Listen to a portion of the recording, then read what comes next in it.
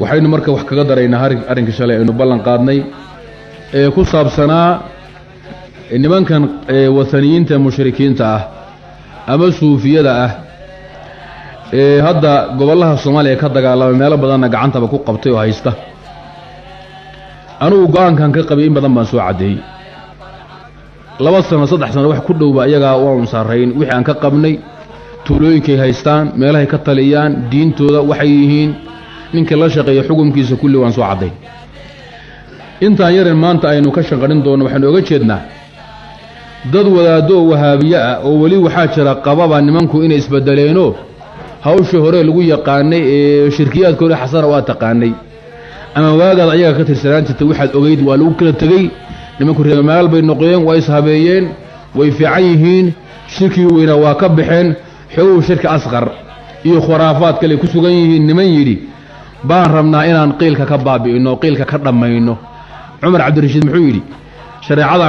aan ku dhawaaqay in umada lagu dhaqo waxa waa mid aanu kaga baabi'inayno aanu kaga dhamayno qiilka bur wadaadaha qiilka kaga saaray ee mid dab ah oo dadka gacmaha lagu goyn ama lagu shaabuugi ma ahabo waxaad oga jeednaa gaalka warkiisa waxaan u halqabsanayaa waxaan oga jeedaa wadaadaha sida ay dhibaan rabaa inaan qiilka kaga dhameeyo mooyee waxa daali wax ay tari ama ay taageeri ama wax uga baahanay ma ah qul hadhihi sabili ad'u ila Allah ala basiratin ana wa man ittaba'ani wa subhanallahi wa ma ana min al-mushrikeen hadii aan ogaan lahaa khaatumadayda qaatimadee baan la kulmi doonaa maxaynu ku dambayn doonaa inteebuu cimrigeenu gaari doonaa dhallinyaranimadana intee in la-eg baynu ku jiri doonaa si aynu u gaarna gabowga waxaan dhahnaa markii aynu duqowno ayaan toobad keeni doonaa nolosha ma inagay gacanteenna ku jirtaa cimriga ma annaga hayna wardadow ha la toobad keeno run ahaantii alle waa uu jecel yahay kuwa ula soo noqda toobada waana uu jecel yahay kuwa daahiriya naftooda inna allaha yuhibbu at-tawwabin wa yuhibbu al-mutatahhirin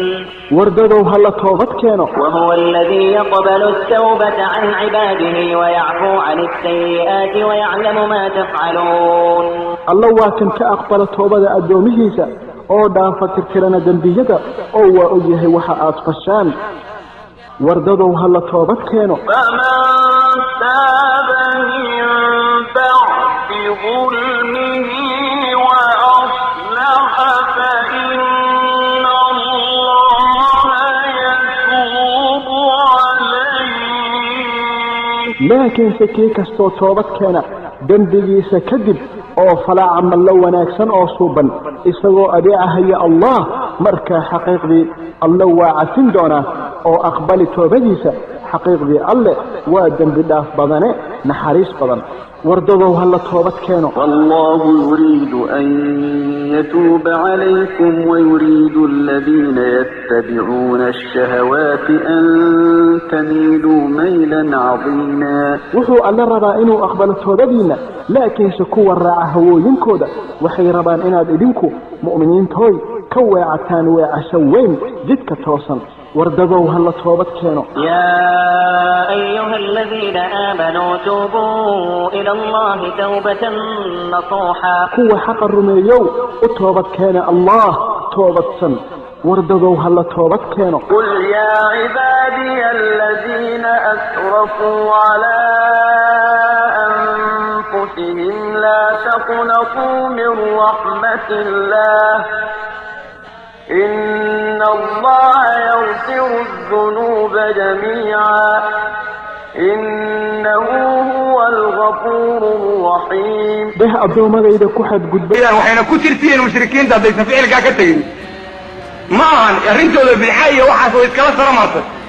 وحيثوا قال ينقلوا الله يري سبحانه وتعالى وإذا حشر الناس كانوا لهم أعداء وكانوا بعبادة الكافرين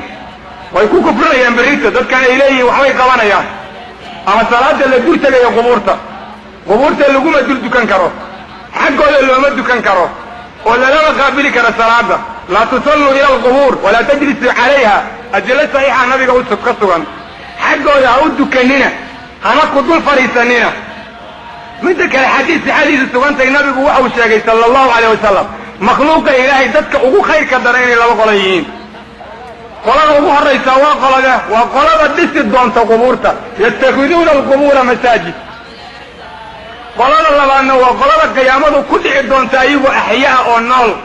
ayana inta iimaankana waa laga sii qaadaa nafta sida adilada ayaa caddaynayso marka dadkaa qubuurta dhisaya oo derbiyada yacni ku wareejinaya la marinayo nuuriyadda iyo dadkaa qubuurta ku dawaafaya dadkaa sardiga ka gelaya dadkaa qubuurta xiriirka noocaasa la leh haddaysan ka tooba keenin oysan ka bixin dadkaa shirkiga lagu xukumayo ay ku jiraan maxaa dadka loo gaalaysiinaya iyo maxaa xagga looga dhacaya maaye waxaa meeshan yaalla arrin aad u adag rasuulka maanta uu geeriyoonayay dhowr maalmood ka hor 5 maalmood ba riwaayadaha qaar sheegayaan waxa uu lacnaday yuhuud iyo nasaaro qubuurta ambiyadooda iyo saalixiinta ayay masaajid ka dhigteen caaisha waxay tidhi rasuulku waxau ka digayey waxa yuhuud iyo nasaaro sameeyeen waa waxa maanta ummaddeenni samaynayso waa waxa culimmadeenni ay la wada huwan yihiin oy saa ku wadaan oo ay u haystaan arrintu inay sidaa tahay oy ku leeyihin awliyadii lagu xadgudbay awliyadii xagga laga dhacay yaa ka awliyaysanay abubakar iyo cumar iyo ragga marka laga soo tago khulafada qaybaheeda kale iyo ragga jannada loogu bishaareeyey qubuurtoodii meelay ku taalla lama yaqaan say u badan tahay maxaa qubuurtooda intee loo raadiya loo dhisi waayo ama nabigu dhihi waayo waxaa laga qabto ambiyada ilaahay oo hore u dhimatase qubuurtoodii maxaa loo dhisi waaye qabri in la dhiso la dul fadhiyo hadday faa'iido leedahay waxay muslimiintu yidhaahdaan sida xadiis bukhaari ku sugan caddaynayo nabi muuse wuxuu alla weydiistay baytulmaqdes meel u dhow in nafta looga qaado ma u odhan waayaa la yidhi baytulmaqdes gudihiisaba waxau ka baqla ayay odhanayaan muslimiinta yani shuraaxda muxadisiinta in qabrigiisa inta loo aqoonsado la dul fadhiyo sidaa darteed meel alla meel ambiyada alla ku duwanyahin lama yaqaano rasuulkana un baa laga garanaya sala allahu alay wasalam haddii loo baahanya qabri in ilaah laga dhigto noocaa weeye midda kale adduunkan goormaa gaalnimo ugu horraysay maantii musawir la sameeyey